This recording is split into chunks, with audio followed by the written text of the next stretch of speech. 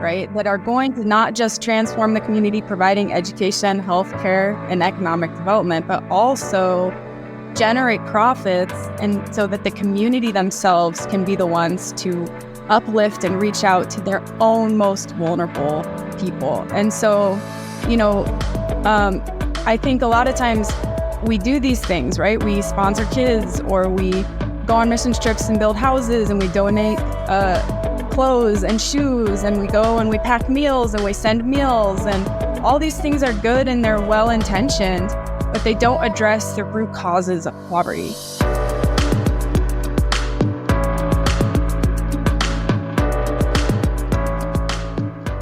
Welcome to the Generosity Now podcast, where we bring you inspiring stories of generosity and whole life stewardship. Our goal is to showcase individuals and organizations making a positive impact in our communities and across the globe. I'm your host, Eric Most, president of the National Christian Foundation, Rocky Mountain Region. I'm joined by my incredible co-host, Laurie Bosser, VP on our team. Laurie, how are you doing today? It's a great day. We're in Denver, and we have some amazing guests with us today, Eric. That's right. Well, on today's episode, we do have the privilege of introducing you to Andrea and Haril Kazindra, co-founders and co-executive directors of Musana, along with NCF giver and champion of Musana, Sam Mitchell. Welcome to the show, guys. Thank you. Thank you for having. Thanks, Eric and Laurie. So glad to have you. We are going to have a great time. So today we've got, as we said, some of our friends, Andrea and Haril, with Musana here. Musana is an organization. I'm actually going to let them share a little bit about what Musana is, where they work, and what their story is. So give us a little bit of that origin story and the scope and impact that you're seeing today, guys.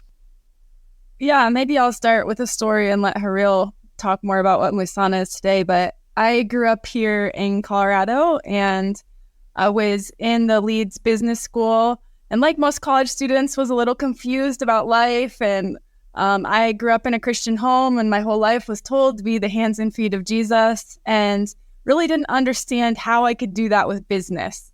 And one day I'm sitting in class, and my professor puts up Muhammad Yunus on the screen, and who is the founder of the Grameen Bank, which is microfinance. And I learned that, you could use business to lift the poorest people out of poverty. So I literally Googled cheapest way to go to Africa and learn microfinance, and found an internship in Uganda. And my sister, Leah, and our good friend, Sally, joined us.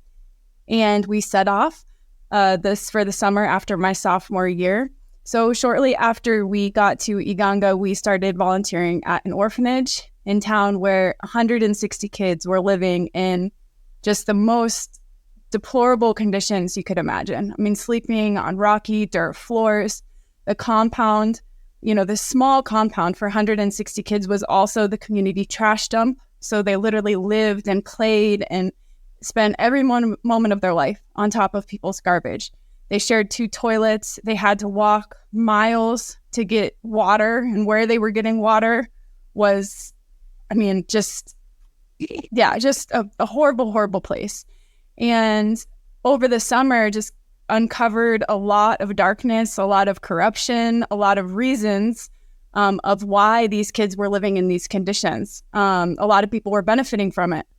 And that was really hard to swallow. And so, long story short, we ended up deciding, my sister Leah and my friend and I decided that we had to try to do something to get these kids out of those conditions. So Sally and Leah came back to Colorado, and I called my parents and told them, I'm sorry, I can't come home. I have to try to rescue these kids. Around that time, I met Haril, who was living across the street from me, and we basically rescued 80 kids from that orphanage and brought them to what we called Musana Children's Home.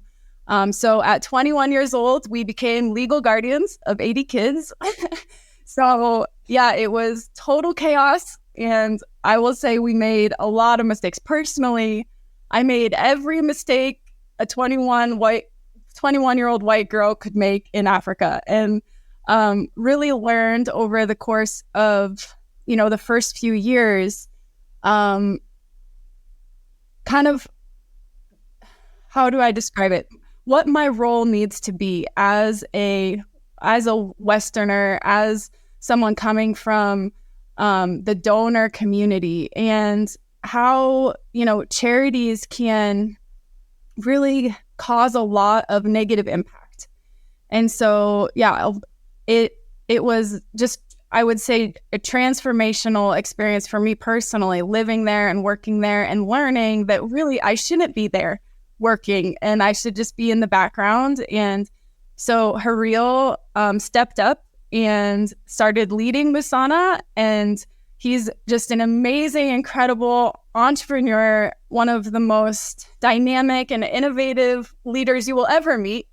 And my role, I feel like now, is to just encourage people to support him and the incredible Ugandan community that is running Musana every day. So I'll let Haril talk about what Musana is today, but I will say it is no longer a children's home or an orphanage.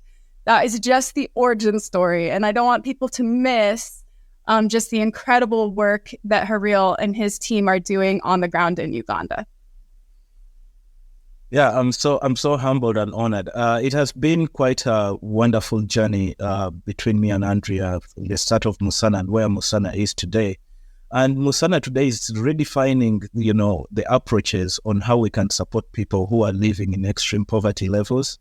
And we are doing that with an approach of breaking the cycle of dependency on aid. Rather, now we are investing in communities through faith-driven social enterprises that are locally owned, sustained by the local Ugandans. We have an holistic model of approach where we are investing mostly in 3 areas, and that's education, health, and economic empowerment programs. Since then, almost 16 years ago, Musana has grown, and it is amazing to see where God has led Musana right now. We have 6 day and boarding school campuses that we have created in different communities, and now educating over 7,000 students, that are going to school every day in Uganda. These are students from kindergarten all the way through high school, and they graduate with vocational skills and even want to go for more tertiary education. Some are going to universities. We have also invested in health, where we have built 3 hospitals now and reached over 260,000, patients within our communities, and not only just giving them mere treatment, but just really quality healthcare and really transforming lives in that kind of way. And also empowering the most marginalized women within our communities with skills and business trainings that are now thriving, contributing economically in their community and in their families, and creation of employment. So right now, Musana is employing over 630 full-time local Ugandans that work every day and becoming change agents within their communities. And this is just true impact, true creation of value and empowerment, where the power is given back to the local people to own their problems, be part of the solution makers, but also create impact, because this enterprise model also creates profits that are then plowed back into the community. And we have seen children who would have never tasted school or hold a pen in their hands, Musana giving them an opportunity to go to school. We have over 1,800 kids that are on scholarship program within our schools. We do a lot of community free outreaches in health that we run over there. So that's a picture of what Musana is doing today. And it has been just, God's blessing into that journey. Maybe I was just going to add one thing. It's it's for us, it's not really about what Musana is doing. It's how Musana is doing it and the approach. And I want to just emphasize that, because in most models, right, you have the donor giving directly to the beneficiary. And with Musana, the donor is investing, right, into these enterprises that are the lifeblood of their economies, right, creating jobs and encouraging self-reliance and innovation, and the community itself is then able to create the income that supports the beneficiaries. So they're their own change makers, their own heroes of their stories, right? Andrea and Haril, thank you so much for that overview of the origin and what Musana is being, how powerful they are impacting the communities today. We also have Sam Mitchell on our podcast with us today. and he recently retired as the CEO of Valvoline. And he and his wife are NCF givers and strong supporters of Musana. Sam, if you could share some of your background and also share with our listeners why you support Musana. And I think there's a special place that you just have another story to share with us too.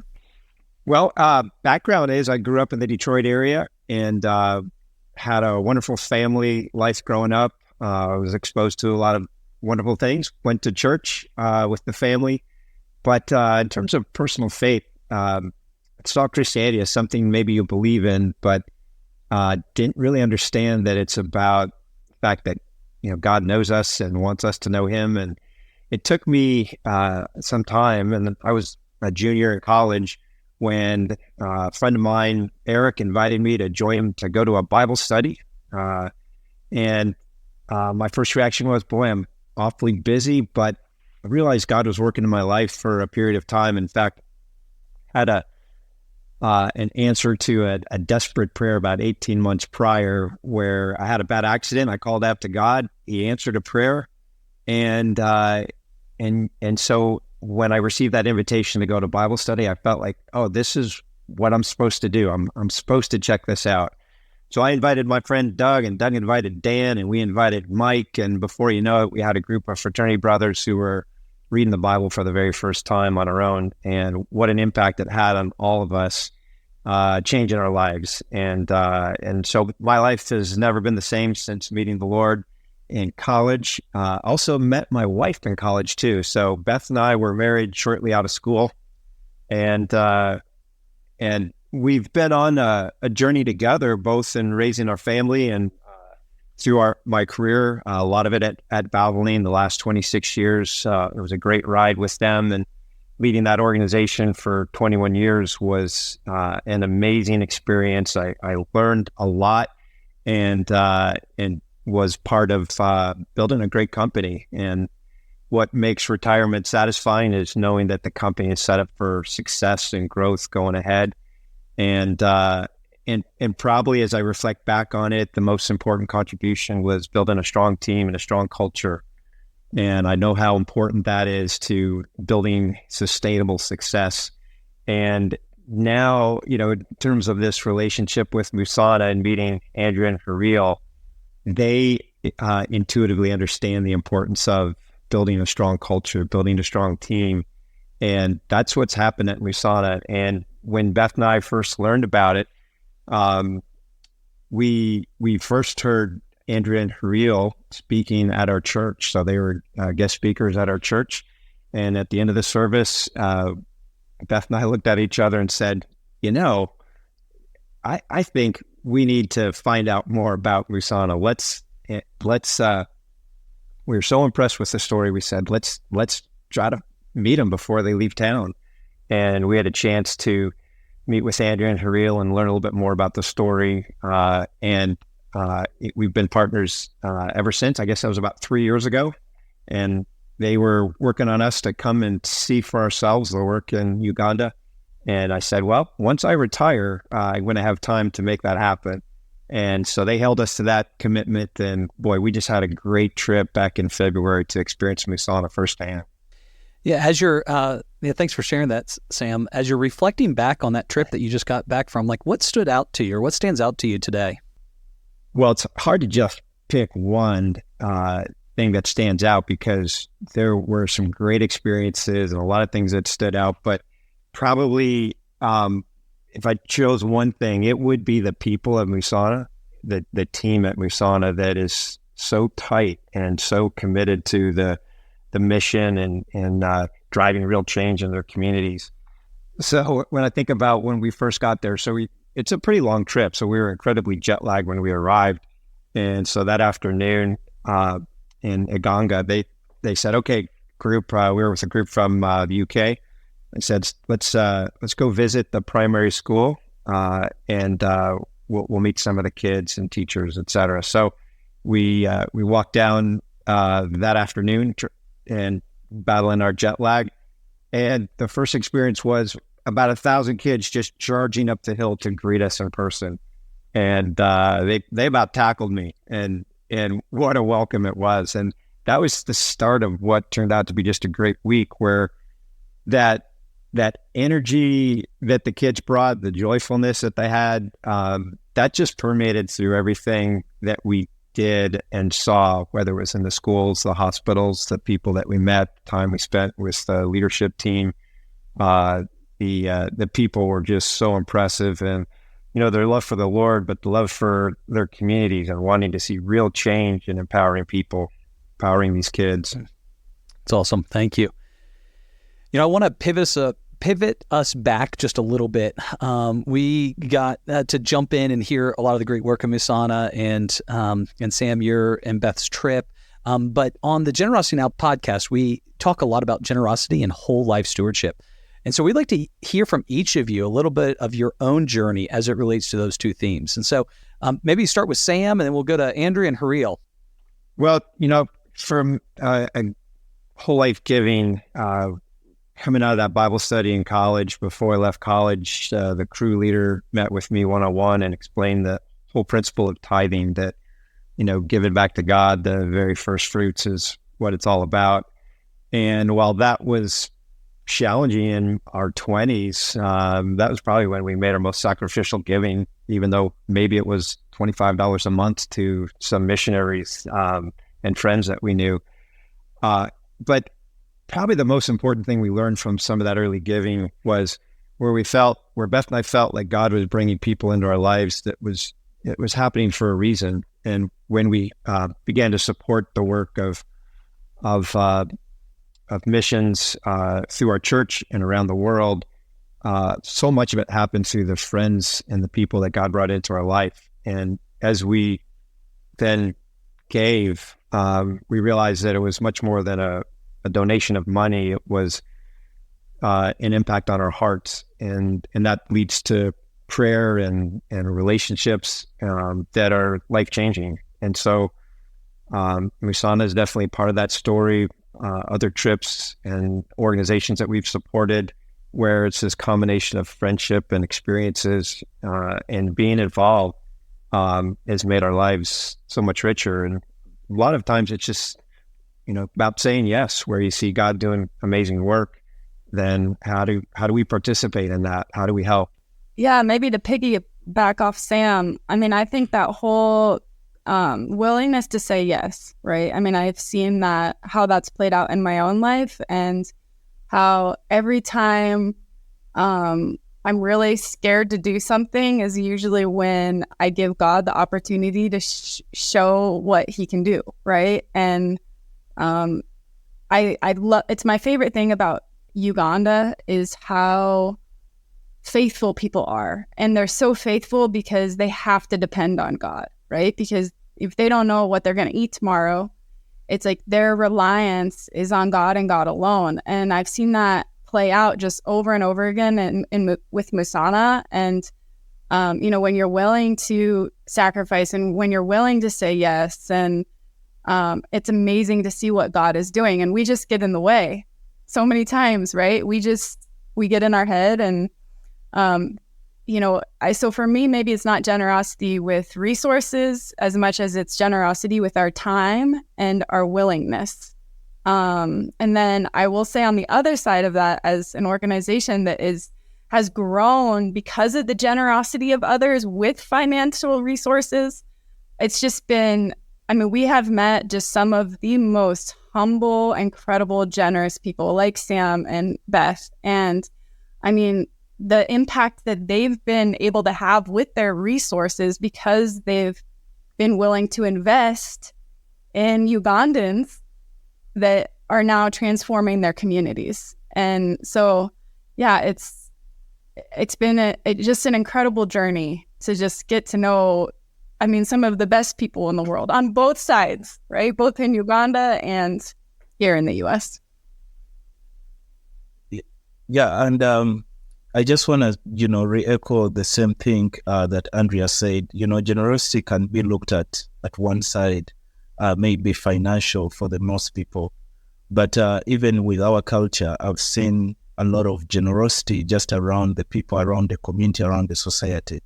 How our culture is set up? It's just set up for people being generous with their time, with their space, just living with each other in both happiness and in sad moments. People really sacrifice, most especially time and just even personal belongings. For example, in my life, one of the things I grew up seeing, like staying with all kinds of people in our home. And right now is one of the things that we have embraced in Uganda. Our house has a rolling door. People come in, have food at any time, no invitation. You can come have a meal with us, lunch or dinner, spend the night. I share all my clothes and stuff with all the kids at Musana. So you will find like, oh, was that a real clothes? Or, so it's not just only financial and just giving financially, but just living with one another and sharing in harmony, whether hard times or, happy times, your time, your space. And it's something that is very beautiful. Even when I come here in America and I'm here, one of the things, people are very generous with their resources, but, people live on time constraints. It's so different from Uganda. And this is one of the things that I feel that is so powerful with our culture that when you're there, you don't see it, but it's just so beautiful to see how people are so generous with each and everything they have in their home. They share each and everything with one another. And it's just a beautiful thing to see. And Haril, even Sam's story of those 1,000 kids coming and greeting him is an expression of that generosity that the Ugandans have. They share all of their time and energy and excitement because they're welcoming people in, and they all stop for everybody else, right? And show that love that's just beautiful. Yeah, we talk about, when we say whole life stewardship, we talk about your life as an acronym, and that stands for how you're doing your labor, your influence, your finances, and your expertise. And so I think it's far more encompassing than oftentimes we think of as just financially, without a doubt. And so love how you guys riffed on that for each of you. So thank you. Andrew, I mean Laurie and I, and hopefully we can have lots of people go. We'll link to some videos from Musana, but you guys have some videos out that talk about like why you don't do child sponsorship, and some other messages from some Ugandans that say that we don't need your money and gifts, but we need your investment. Can you guys share a little bit more about that?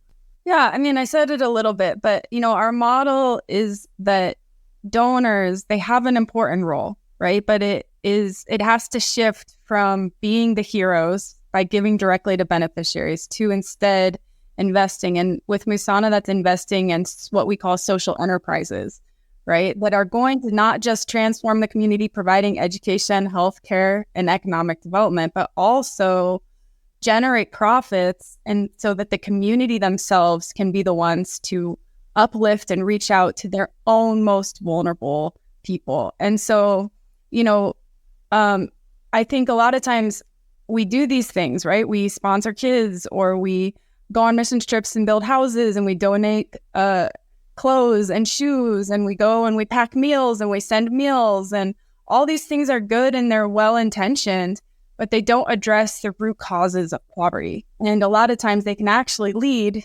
to reliance on outside assistance, and can kill local initiative, and can perpetuate this narrative of white superiority and white saviorism. And so how can we, and at the end of the day, these communities are failing to develop economically, right? And real economic growth is important for any community to be able to thrive, right? We don't want them to thrive for a day. We want them to thrive well into the future. And so that's kind of our whole idea, is everything we run at Musana,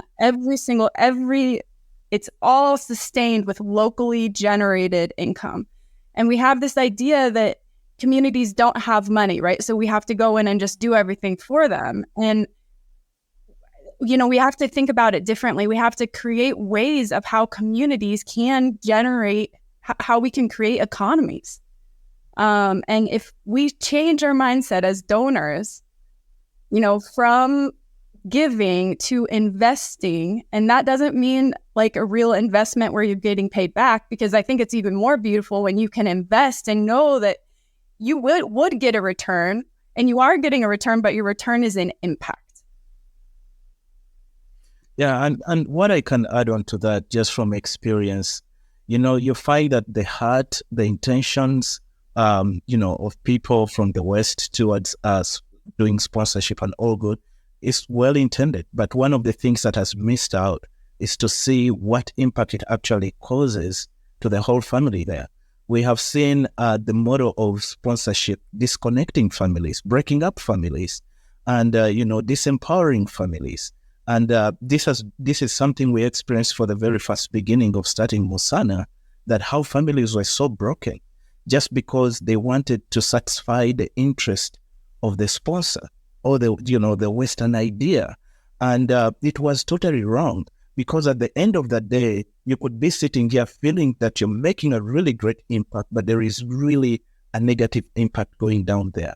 Most especially seeing the disempowerment, the lack of initiative, it really kills the community to thrive, to think, to create, to become problem solvers, because they're not involved in the changing of their lives and also leading to that kind of brokenness. And this is where Musana, we come in with this unique kind of approach to say, maybe we can do this differently, listening more what's happening at the ground, putting the locals on table and seeing how to empower so that everyone wins in that kind of situation. And that's where the shift comes from, to see that people are more empowered, realizing their situation, empowered to create, to solve problems, but, working together in that journey. Yeah, if I could add, Eric, to like when on our trip, going in, I guess we were so curious as to how does this sustainability model really work when the community is so poor. And so, a lot of these families living on $1 to $2 a day income, does this really work? And yet when we saw it in person, I mean, number one, starting with the kids, and he's now 7,000 plus kids in school. I mean, they're in the best of schools. These are beautiful schools, landscape wonderfully, but most importantly, they've got these teachers that are passionate about the kids and providing a great education. We observed classes, we saw the curriculum, and the kids are scoring at the top compared to other schools in the district. These are outstanding schools, and they're growing up with skills, knowledge and skills, and a belief in themselves that they can be successful. And I think that's most important, is addressing, the next generation.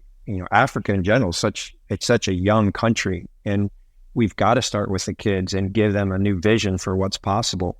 And that's happening through the Musana schools. But we also saw it with some of the older families too. And my wife, Beth, and I, we got to visit some homes, some of the families that have kids on scholarship at Musana.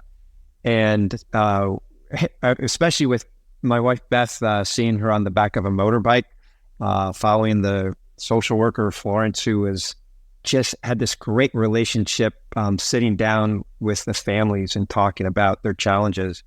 And she was so gifted at empowering the families too. And this one father who was making bricks, her recommendation was a while back, beyond, making thousands of bricks each day, set aside a certain amount for your own home, to transform your own home from a mud home to a brick home.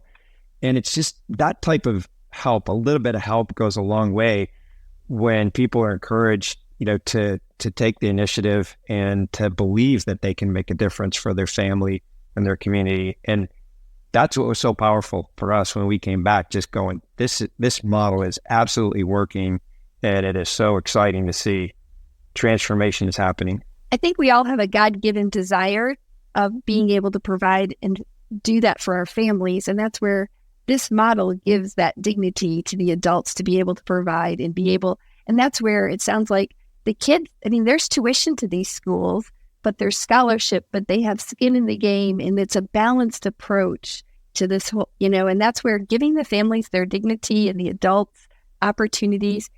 I think your model just continues to create opportunities for that whole area.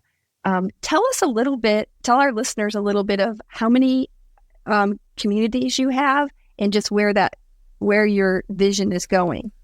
Yeah, so right now we started off, testing this model in one community, Uganda, where we started Musana. So we built like primary school, high school, hospital, a restaurant and a guest house and women's training project. And within a span of 10 years, in 2018, it became fully sustainable. What that means, these all enterprises were able to generate enough income to sustain the operation. So right now, no one should be able to give $1 to run any operations in any of the projects in Uganda. What did this? It gave people opportunity to go and invest in another community and do exactly something the same. So we went to another district. We call them districts in Uganda. We went to another district called Kalido and concurrently to another district called Kamuli. So the two districts we've been replicating the whole Musana, and they are doing so amazingly on their journey of being sustainable. So looking at that we have already tested out the model in more than one community, now 3. Now we are projecting to do more 7 Musanas within the next 10 years. And within the next 10 years, we are looking at having 10 Musanas around Uganda, and that's the goal. And, when you look at the impact, it's just so great how many people will be self-sustaining, lifted out of poverty, bringing back this value, hope, and dignity within those communities is something that we're looking forward for. And that's maybe the tangible goal. We want to have 10 Musanas in 10 communities by 2032. But the long-term vision is to see that this is a model that is all over the world, right? I mean, we as Musana, we'd love to go in other communities in other countries and show that this can. But we also would love organizations to learn, right? Can this be something that all organizations, like not all, but most organizations, when they're going into developing countries, can we just take a different approach? And, we know that this model can, our vision is to create a world free of dependency and full of dignity. And we really believe that it's possible. Yeah, we talk about both the utilization of our charitable capital, our investment capital, our personal capital, all for moving the mission of God forward. At NCF, we long to see each person reach and restored by the love of Christ. And we do that by mobilizing resources and inspiring goodwill generosity. And this so applies to what you guys are talking about as well. It's the utilization of all of our different kind of capital buckets actually as well to solve some of these great needs, but then to realize that we can also build things in such a way that in the long term, they actually don't need to be continually sustained from charitable capital, right? Like there is investment capital. The number of communities that you're in, these 3 communities already, with schools from K through 12 and hospitals. And by the way, like I encourage the listeners to go and watch some of the videos. These hospitals, like they're not these are incredible hospitals that you have. I was so blown away as I joined Haril on a tour through a couple of the different hospitals. It was just fantastic. But I'm curious, like what's, you talk about the impact in a community, but like, so twofold. One, how many jobs have been created, I think, through the work of Musana in these? I mean, I'm thinking about builders and so many other things that are happening. But then what has been that impact for the larger community, even outside of the 4 walls of Musana? Yeah, it is a very good question. I know one of the things that when we first got to Uganda, it was such a community that was so poor and low income, low economy. And just by our existence for over now 15 years, with other communities, we have created over 637. Those are full-time employees that come to work every day to work at Musana. But we also have construction going on in all different communities, and we did a head count, a few times, and we had over 200 people that were constantly working on our, construction sites. And what was amazing, like all these families giving us testimonies that if it wasn't for that job, they would have not taken their kid to school that time or something like that. So to see that, amazing. But we have a large portfolio of also like people just contracted to do different kinds of work, or suppliers that are supplying. You have women that have started tomato gardens and they're supplying tomatoes to our schools, people supplying food, people supplying books, like all different kind of things. So the microeconomies, the border drivers, people, it is a ripple effect. It just changes the whole community just by having these enterprises there, because it's a rolling economy, for the people. And we've seen growth everywhere we put Musana, the community just grows. You see homes starting up, and before you know it, it's an expensive community. There is no space for everyone, and so it has just been amazing to see that grow in a community that was so poor, and now it becomes like a town, in that kind of instance. So the ripple effect is really just so huge, and this is what really excites us, because even when you look at schools, when we started school, like some say, these are high quality schools, really good schools. The impact is not just the kids that are going to Musana. The impact goes to kids that are also going to other schools, because they're like, oh, Musana is bringing a unique mode of education. We need to up our game. We need to make our schools better. And, everyone benefits in that journey, hospitals and other enterprises. So it's just so amazing to see the impact that we track and the impact that we don't track, but literally seeing the community transform and change. That's so good. It's so encouraging to think about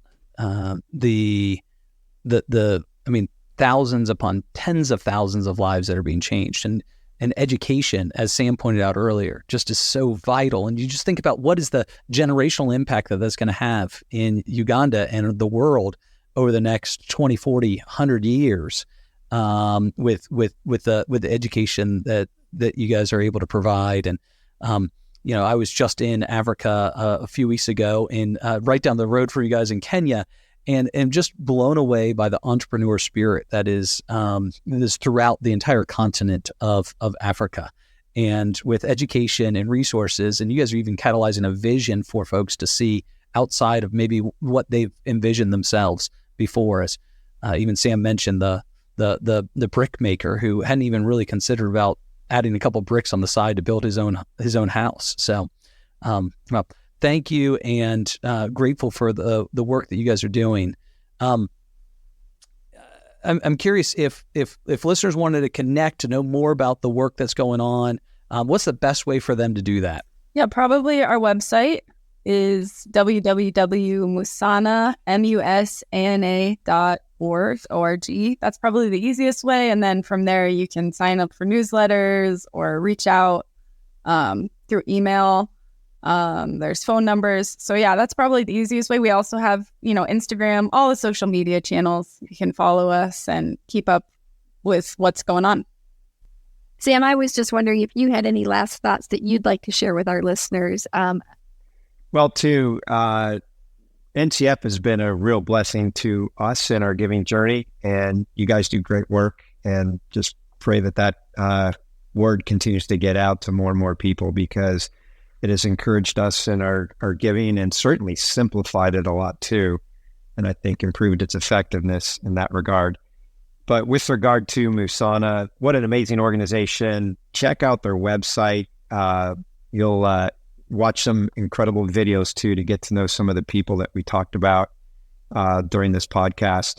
Andrea and Haril are outstanding leaders with big hearts. And Andrea, when you said during your first presentation at church that you had to call home and just tell your parents that you can't come home, that really gave us all we needed to know about you and your passion for the kids that you needed to help at that time. And then Haril, your message about empowerment and the fact that you grew up in Uganda and understand the root causes of poverty and believe that you can make a difference. It gave us so much confidence that we were going to invest in Musana and become partners with you all.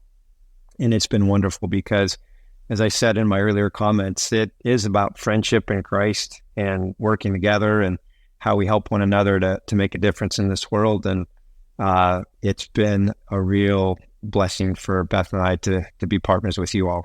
It makes me think of, a sermon that I heard years ago by John Piper, and he said, there's three types of Christians. They're the radical senders, they're the radical goers, and there's the disobedient. And even as we just spend the time on the podcast today, just grateful for your radical going, the calling.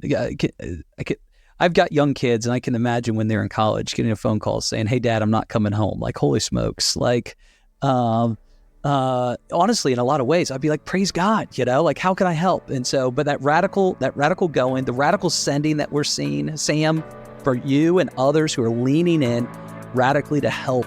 Praise God! May none of us be in that third camp, the disobedient. On the Generosity Now podcast, we do seek to inspire, equip, and connect our listeners for generous kingdom impact and whole life stewardship. For more information on us, please check us out at ncfgiving.com/Rocky Mountains and generositynow.org. Go ahead and subscribe to our podcast, leave us a 5-star review, and share it with your network.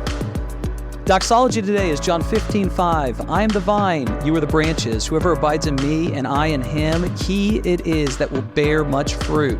For apart from me, you can do nothing. Thank you all for being with us today. We're grateful for you.